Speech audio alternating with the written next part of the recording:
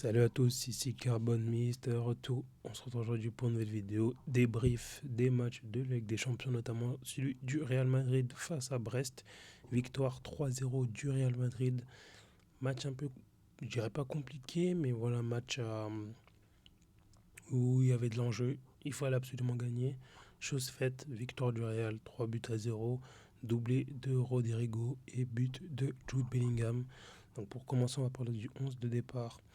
Alors, on avait Courtois dans les cages, Vasquez, Rudiger, Tchouaméni en défense centrale, Fernand Mendy à gauche, Modric, Bellingham, Valverde comme milieu de terrain. Et l'attaque était composée de Rodrigo, Mbappé et de Brahim Diaz. Donc, comme d'habitude, début de match un peu compliqué pour le Real Madrid. Tu sens que cette saison, dès les débuts de match, il y a beaucoup de mal à entamer les matchs. On a dû attendre la 27e minute pour voir un but du Real Madrid sur une action individuelle magnifique de Rodrigo qui permet au Real Madrid de prendre l'avantage. Et ensuite, à la 51e minute, égalisation de Brest, mais but logiquement refusé pour hors-jeu, même s'il méritait de marquer. Mais voilà, il y a hors-jeu, il y a la VAR. C'est hors-jeu, c'est hors-jeu. Hein. Et quelques minutes plus tard, Jude Bellingham conclut une action. Je crois que c'est un centre de Lucas Vasquez.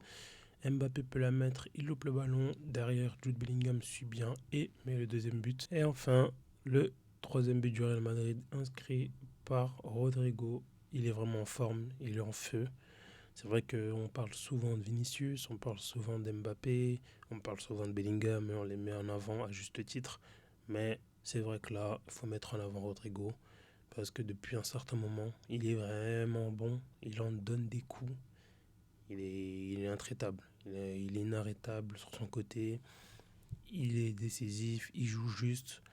Donc voilà, qu'il continue comme ça et il aura sa place de titulaire assurée, même si en vrai on en parle, mais en soi, il est titulaire. Il joue à quasiment tous les matchs. La chose à savoir, c'est est-ce que face à un gros, est-ce que Ancelotti va continuer à jouer en 4-3-3 en privilégiant les trois attaquants, à savoir Vinicius, Rodrigo, Mbappé. Il faudra voir. Est-ce qu'il n'y aura pas un sacrifié? Je vois mal je vois mal Mbappé être sur le banc. Pareil pour Vini. Entre les trois, je vois plus malheureusement, c'est dû au statut. Je vois plus un Rodrigo aller sur le banc à contre-coeur que Vinicius ou Mbappé parce que voilà, c'est les statuts qui comptent. Enfin bref, victoire 3-0 du Real Madrid. Donc le Real Madrid qualifié pour les barrages et qui aura comme adversaire, accrochez-vous bien, Celtic ou Manchester City. J'espère que ce sera Celtic parce que déjà on n'est pas dans les huitièmes. Tu vois, c'était les huitièmes, je t'aurais dit ok, on joue les 16e. J'ai pas envie de voir le Real Madrid se faire sortir. Donc je vais les boules chaudes, machin chouette. Vendredi, on doit jouer Celtic. Il faut que le tirage soit favorable pour nous. Même si City c'est prenable, mais je me dis, contre un adversaire comme ça, avec Chouamini en défenseur central, avec Vasquez à droite, tu vois, il y a trop de points d'interrogation sur cette équipe du Real, je trouve, hein, surtout au niveau de la défense. Même si oui, le Real peut très bien gagner, on a bien vu le PSG, même si le PSG, je trouve, joue mieux que le Real Madrid, en tout cas au niveau des attentions de jeu. Il y a une meilleure manière de jouer et de contrôler le match. On a vu le PSG contre City, il n'y avait pas match. On a vu que City c'était vraiment mauvais. En première ligue, on voit souvent City, ils ont du mal même s'ils gagnent. Voilà, mais contre le Real, moi j'ai peur du Real en fait. J'ai plus peur du Real que de l'adversaire. Ça veut dire que on l'a bien vu par exemple contre Lille, le Real était favori, on a perdu. On l'a bien vu contre le Milan n'allait pas bien, le Real était favori, le Real joue à domicile, le Real perd 3-1 contre Milan. Donc certes, City, on va me dire oui, mais c'est pas le City d'avant, on ne doit pas avoir peur. Moi j'ai peur, parce que j'ai peur du Real. À tout moment, le Real est dans un mauvais soir et ça se finit mal. Et on a de la chance de commencer le match à l'extérieur, donc premier match se jouera à l'extérieur, et de recevoir au retour. Donc on connaît très bien le Real Madrid, le Santiago Bernabéu. Dans les matchs retour, c'est le feu, il y a de l'ambiance. Il y a une histoire, il y a tout le temps une histoire à raconter. J'espère qu'elle sera favorable.